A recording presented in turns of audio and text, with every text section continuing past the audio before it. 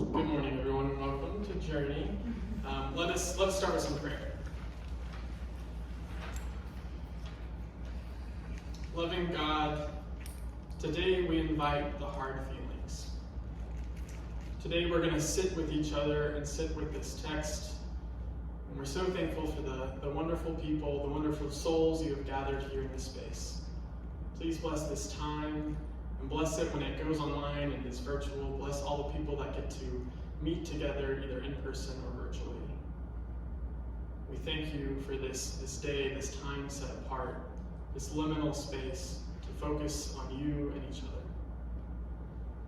Amen.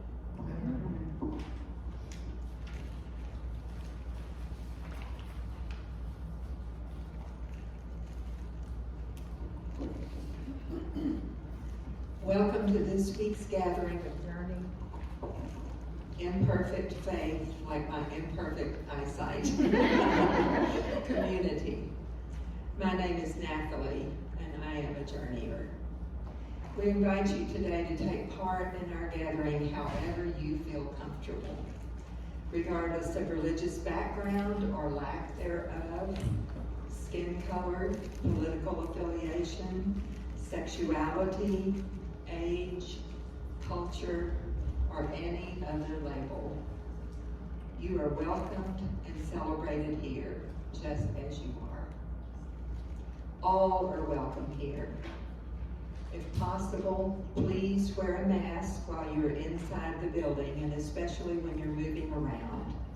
If you are fully vaccinated and need to take your mask off, you are welcome to do so while seated. Please choose a seat in the no mask section, which is taped off in front of the sound booth. Thank you, and welcome to Journey.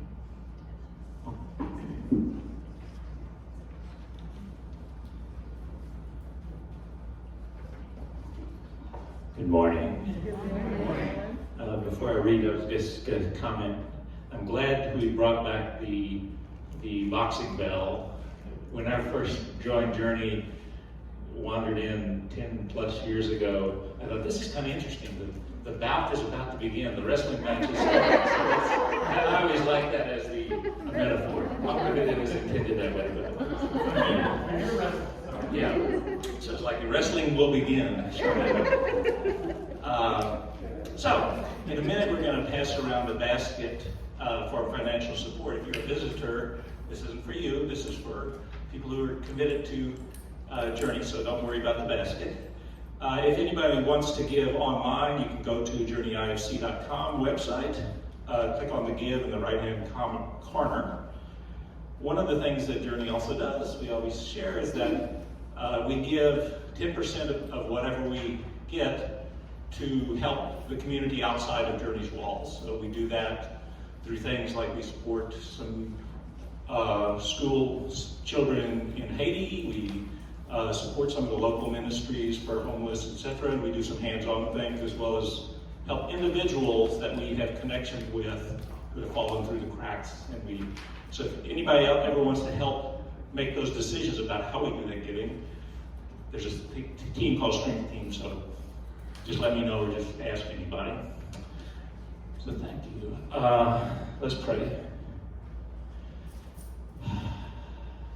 Dear God, thank you. Thank you for our gifts. Thank you for our talents. Help us to see them and share them. Amen. Amen.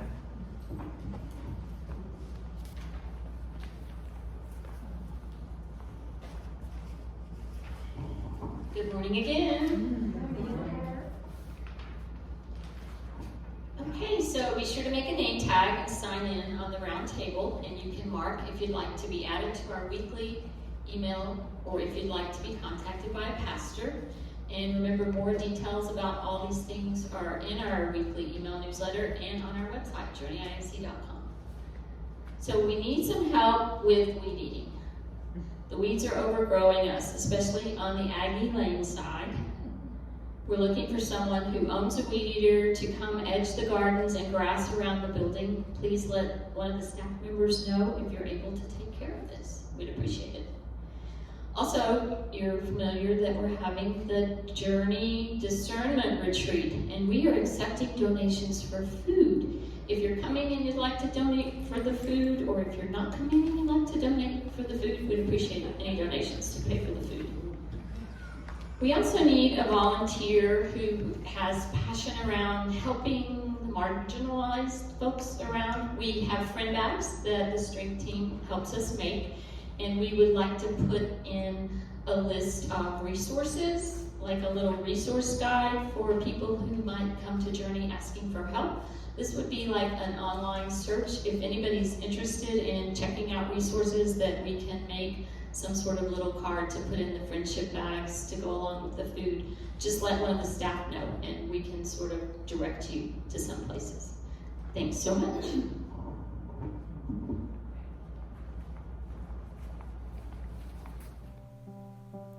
You are invited to a Journey Discernment Retreat on Saturday, July 31st, all day, and the following Sunday morning through our worship service. We are a community all together, joined in love, inviting God into discernment. We are deliberate, open, thoughtful, with fellowship and food. We are a people called together to hope and abundance. Let your light shine.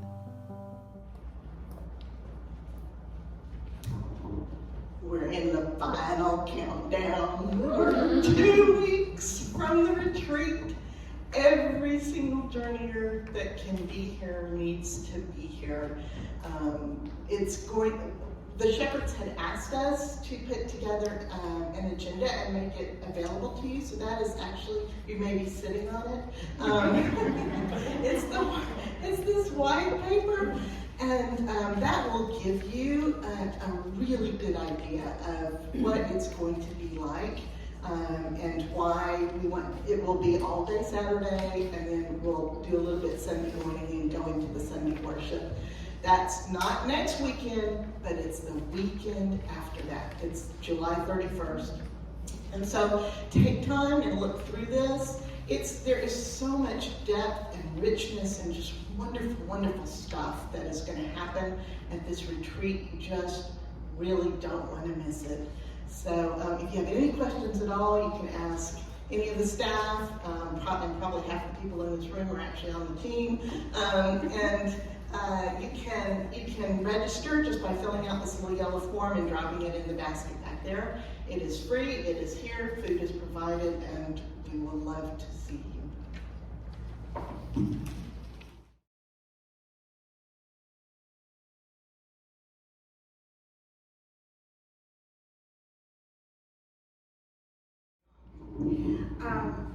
My name is Laurel, and I used to be a lot more active journeyer, and I'm visiting today, and so it is with great joy that I am with you all.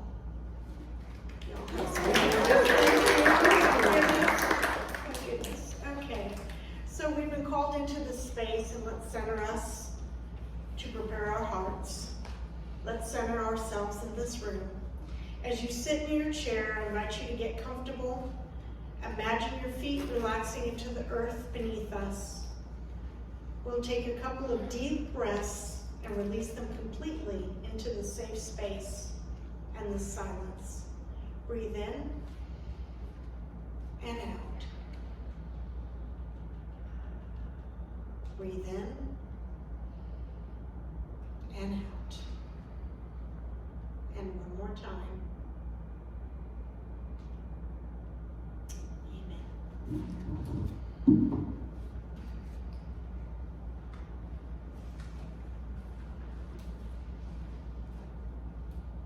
Hi everyone, thank you so much for having us. We're really looking forward to sharing our voices and music with you. I just wanted to say a little bit about this first song. It's a song I wrote over 25 years ago when I was a lot younger, and I was coming out of a very dark time in my life. And I was coming out in a way in which I was starting to see light and spirit and hope and God for the first time in a new way. So I'm happy to share this song with you guys. and it's entitled There I Am.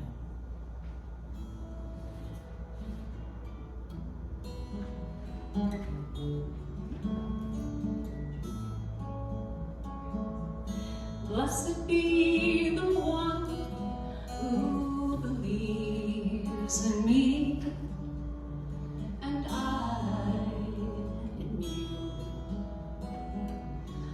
Will set you free, free to walk the path of life with your eyes upon the truth. See me, touch me, there I am. There I am in the sunlight.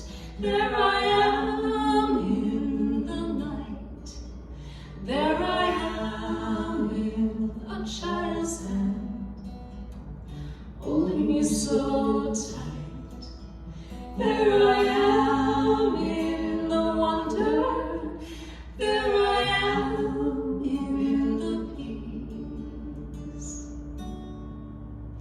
Oh, look at me, trust me, there I am.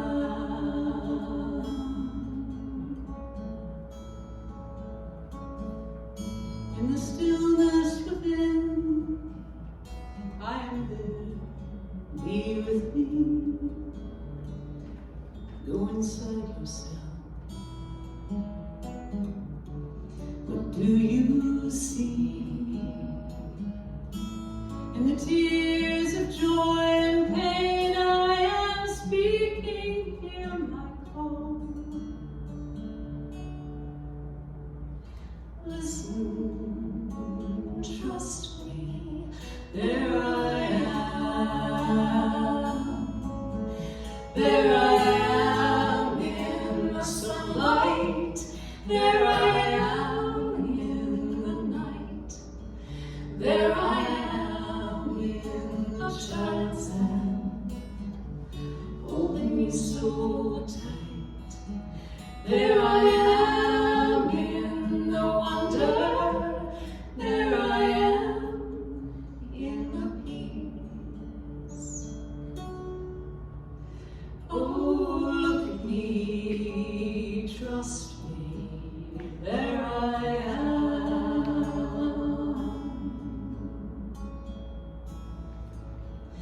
Oh, be with me, trust me, there I am.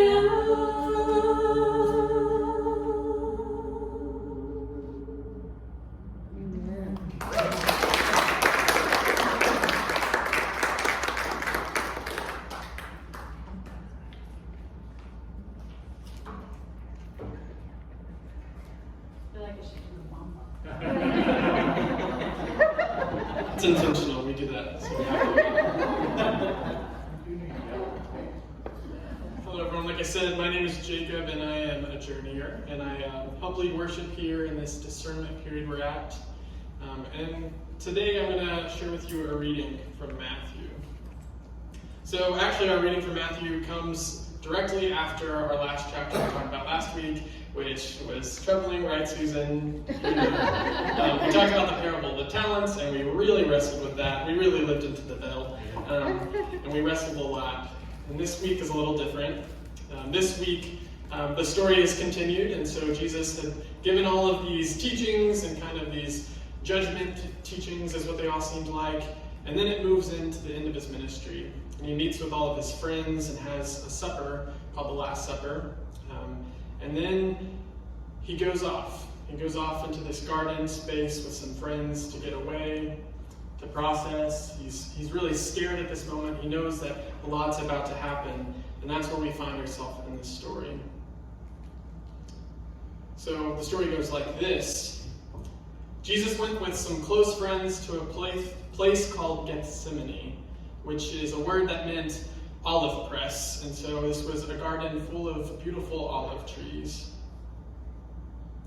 And he said to his disciples in this garden, "Sit here while I go over there and pray."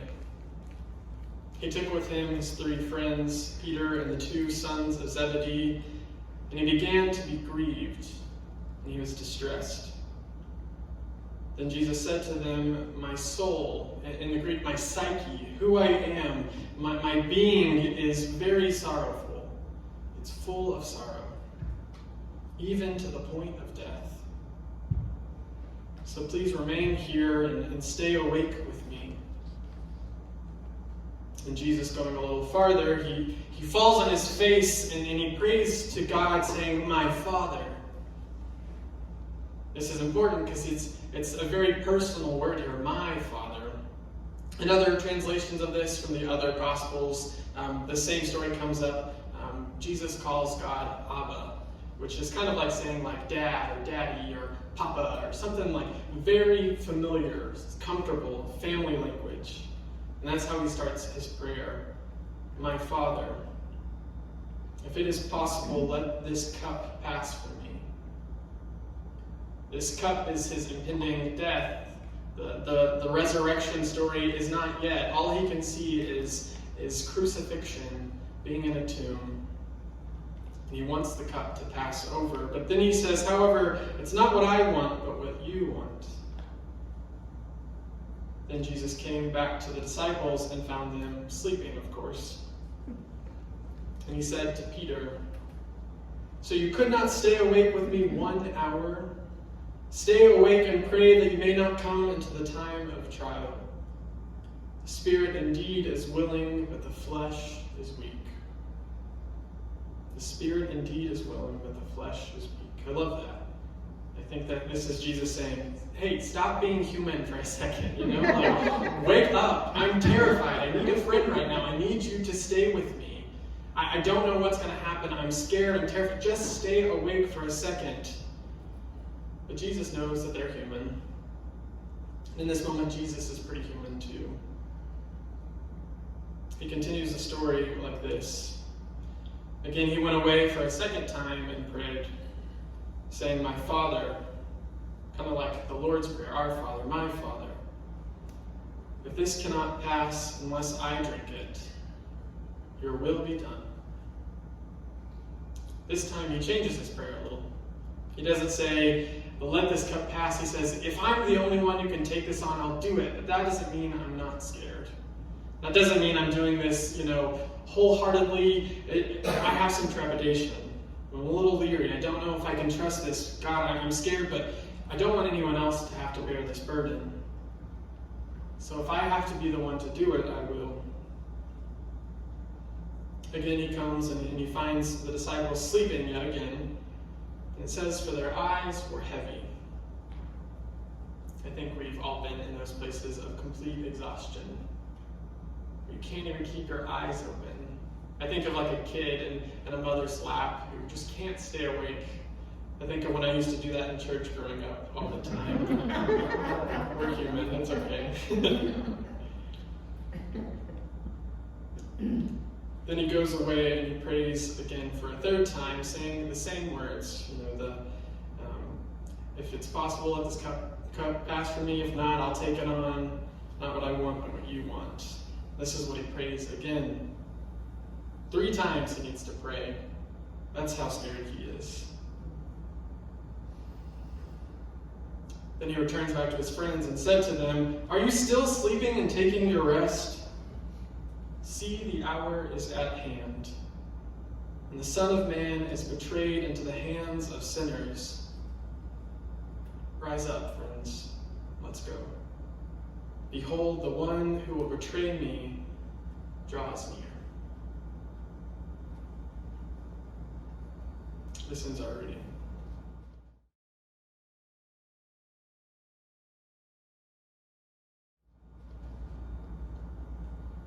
I'll be honest, when I started here at Journey, I came in guns a-blazing. I came in with this big, beautiful phoenix, and that we're luckily gifted by Paula. Thank you again. You'll see its wings are up here. There's a reason, And we talked about being in the ashes and how COVID has really reduced us down, but we're ready to move on. We're ready to be back in person, and we were excited, and we sang together for the first time, and it was this beautiful moment. But this past week, I started reflecting on this past year, what all has happened. And I realized we haven't slowed down enough to acknowledge it, to sit with it, to be uncomfortable, to be in this discomfort. All of us have experienced some kind of loss. Maybe it's a family member. I know many of us shared last week that we lost family members to COVID, or just in this COVID time. We can't even have memorial services yet because we're just now getting to where we feel safe traveling and being with family. A lot of us had to let our expectations die off, our hopes for how things were supposed to go. All of us have had this immense amount of grief. How could we not? Just like Jesus in the garden, we're human. This story is called The Agony in the Garden by a lot of theologians and fancy people, I guess. But I'm using it, so I don't know what that means. But it's this point in the story where Jesus comes and he's completely raw. It's like he's dropping this facade, this idea that everything's going to be perfect, that, this resurrection's on the other side. It's easy to just get caught up in the Easter story and just know that hope is coming. It's going to be there. But in this moment, it doesn't feel like there's a lot of hope. Jesus, late at night, goes with his friends to this mountain and just wants to get away and process, and no one can even stay awake to help him. He's on his own. A lot of people struggle with this story because it challenges Jesus' divinity, right? We say that Jesus is fully human, fully divine, and we somehow wrestle with being two things fully. But a lot of people struggle because in this moment, it doesn't seem like Jesus and God's plans are matching up exactly. At least there's some hesitation, there's some pushing. There's 3 prayers showing that Jesus is really wrestling with this. He doesn't want to die. He doesn't want to go and do this, but he knows he has to.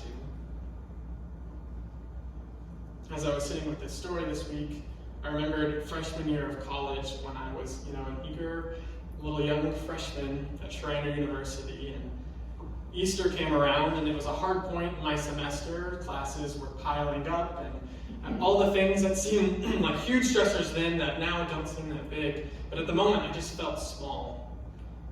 I felt scared.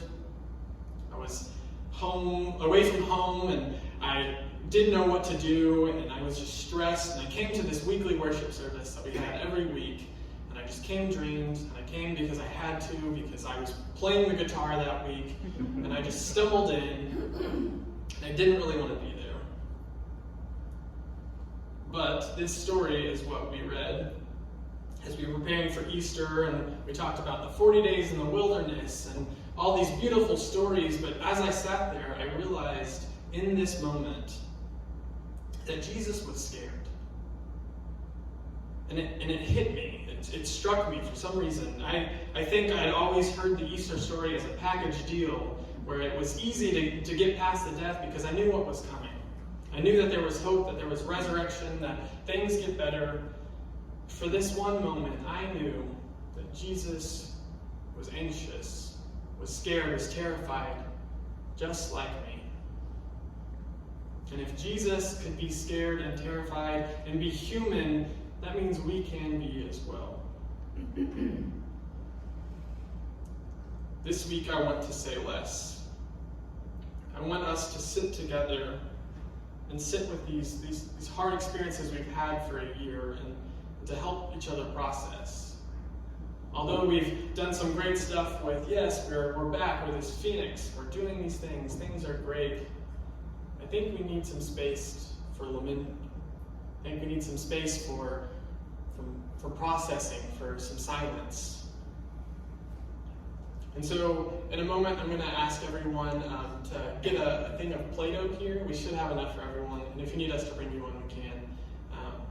Feel free to pick any color. We have enough, so everyone should have their own little thing. And I'm going to ask you to get that and go sit down, and we're going to walk each other through an activity. So, I invite you to come too. I invite you to open your Play-Doh and take it in your hands. I know it's always upsetting to make it not perfect when you open it. But today's not a perfect day.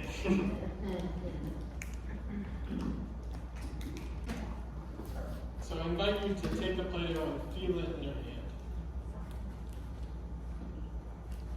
squeeze it, to play with it, to knead it, to make it soft, to feel the different textures, how it feels on your hand.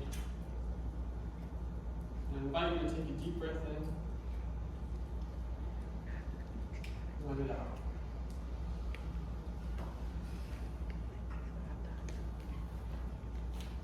If you feel comfortable, you can close your eyes or you can focus on the Play-Doh.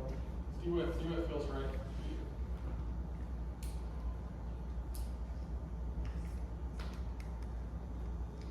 As we sit today in the agony in the garden, I invite you to imagine this past year. And as you knead this Play-Doh in your hand, think of everything that's come up. Maybe it's loss, maybe joy, some pain maybe.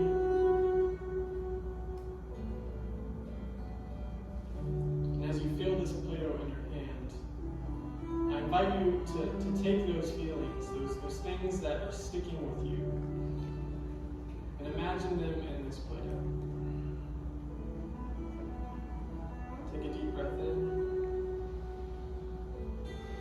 And out.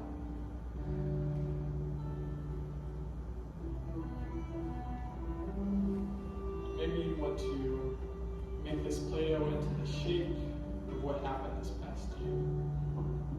Maybe a symbol of how you're feeling about everything that's happened with COVID, with our government, with our lives, with our families, with ourselves.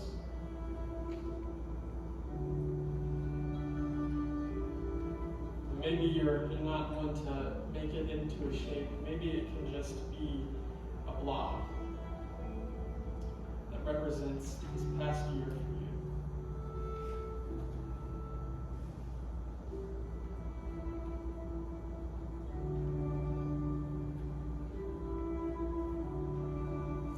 I invite you to look at what you created in your hands, or you may still be creating in your hands.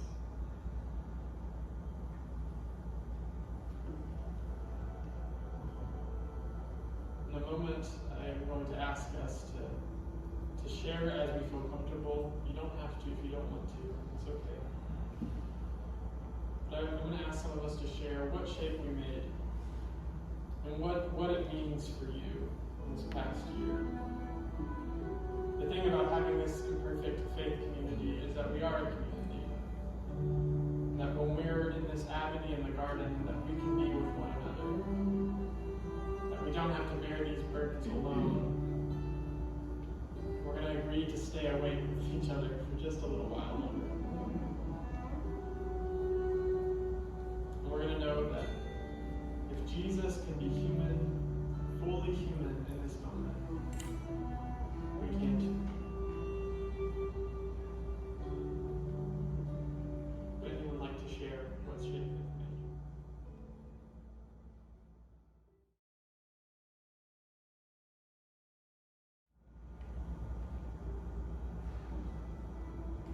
I made a spiral that made a circle, and it was kind of what you're saying with the positives and the minuses and how it just felt chaotic. And I think I came to this text this week, and it gave me a sense of peace. It reminded me how strong we are. We've had a crappy year. A lot of loss, a lot of pain. And I think we're invited to sit with that, to let it live in our bodies, and to live into community with each other. So I want to say thank you for trusting this Play-Doh process and for being honest. And yeah, I want to squeeze the heck out of it a lot because I think I'm angry too. But thank you. Know you are very, very strong just for surviving this past year. Geth, do you want to come up and lead us in the prayers?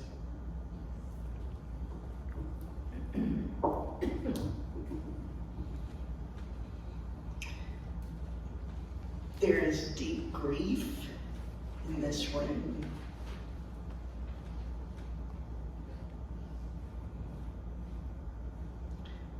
There is deep pain in this room. And it has been stuffed down for over a year because we could not share it with each other. And so, in this safe space, we're going to pray.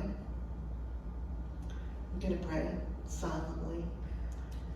Please feel free to speak a word, a name out. That is your prayer. And our response will be, Lord, sit with us.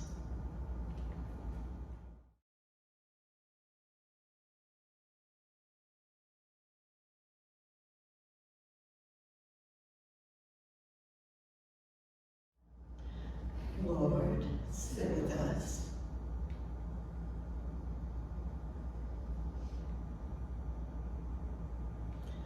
Lord, there are so many unspoken names, including our own.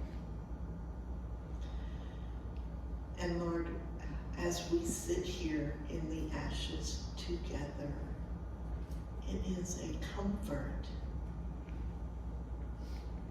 that we have each other, the person right beside us, the person across the room. And it is a comfort that you too know what it's like to need someone to sit with you in the ashes. Lord, we offer all of this up to you, both what is spoken and what is unspoken. And we will sit in the ashes until we're strong enough to get up and move on. Thanks be to God.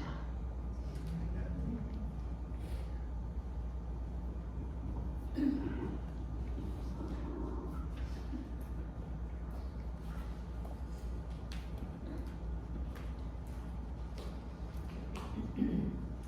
going to invite us to read along, this is a version of the Lord's Prayer that uses inclusive language, but I thought that there's some times when we don't have words, and Jesus gave us this prayer saying, if you don't know what to say, you can try this on for size.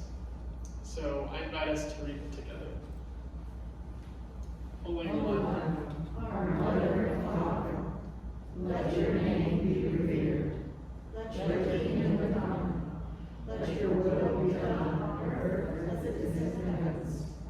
Give us today the bread we need for today, and forgive us our sins as we forgive those who sin against us. Save us from the time of trial, and deliver us from evil. For yours is the kingdom, the power, and the glory, now and forever. Amen. Well, if y'all invite us to come back, next time we'll ask what the sermon was. But darkness has a light, and light. You know, I want to say something about that, and that is that we could just as easily have picked the 23rd Psalm here to close our prayers, because our prayers are about the Lord being with us and leading us, and that the end of the path is that our cup runneth over. That is our hope, that is our destiny, and that is what this song is about. Yes. Amen. And we encourage you to join us toward the end. Are the words up? I can't see you. You'll feel it. It will be very obvious. So feel free to join us in the end. We'll do some repetition.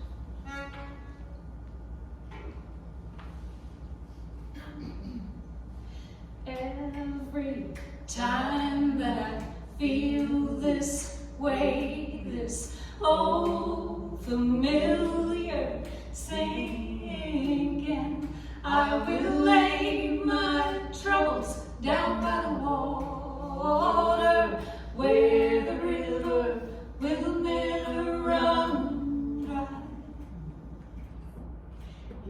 It's been said, and I do believe, as you ask, shall you receive? So take from me these troubles, bring me sweet release, where the river will never run dry. Here comes the fun part.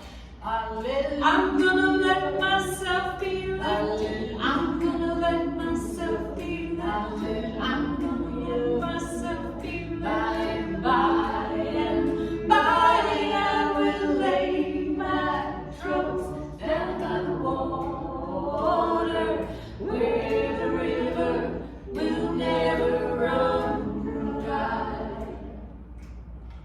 There is a river in this heart of hearts, with no weakness of my highest good. I am willing, I will do my part, as the river will never run dry. Y'all know that. I'm gonna let myself be lifted. I'm gonna let myself be lifted. I'm gonna let myself be lifted. By and by I will lay my troubles down by the water, where the river will never run dry.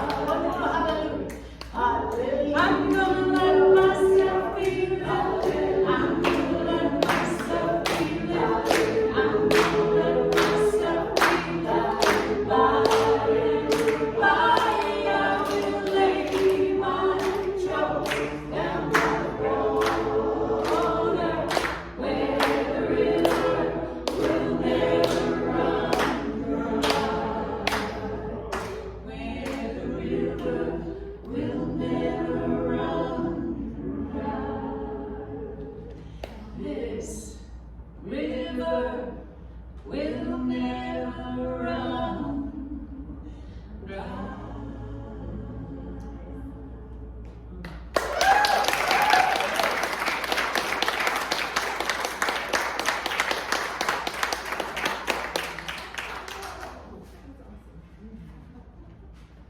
Thank you so much. Song, and a very nice limbo dance too. Oh, well, it's been a wonderful hour to be with each other, to be with God, to energize our spirits. I confess, when I saw the song Hallelujah, the first thing that came to my mind was Leonard Cohen. Yeah. Another good song. That's a great song. That's a good song, but as we talk about grief and emerging through grief and so on, I always love Leonard Cohen's poem that said,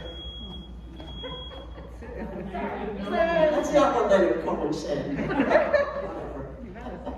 I think we got a smoke alarm battery that's low as well. They probably better checking that at home, come to think of it. Note to self. Okay. But Leonard Cohen said, so ring the bells that still can ring. Forget your perfect offering. There is a crack in everything. That's how the light gets in. So go forth, and I'll do the same this week, in our own cracked way. Let's throw some light out there. What do you say? Amen. Amen. Amen. Go in peace.